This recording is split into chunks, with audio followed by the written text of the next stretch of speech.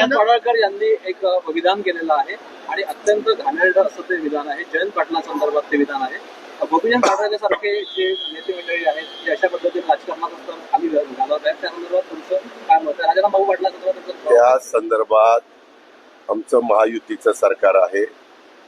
भाजपच्या वेगवेगळ्या लोकप्रतिनिधींचं किंवा त्यांच्या संबंधित असणाऱ्या व्यक्तींच्या काही चुका होत असतील तर भाजपने त्याची नोंद घेतली पाहिजे.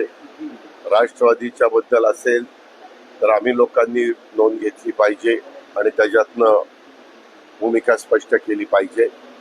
आणि शिवसेनेच्या बद्दल काही झालं तर शिंदे साहेबांनी ती भूमिका स्पष्ट केली पाहिजे.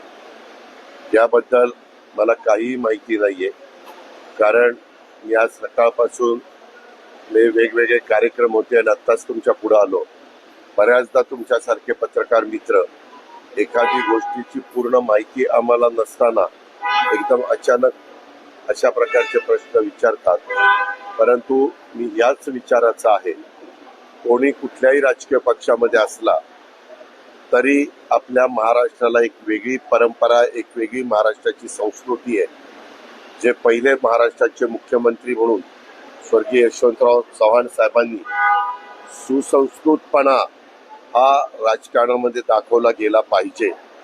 आणि प्रत्येकाने बोलत असताना, वागत असताना त्यामध्ये अशा प्रकारचे कुणाला चे स्टेटमेंट अतिशय वेदना देणारे असतात, अशा पद्धतीचे स्टेटमेंट हे करू नये.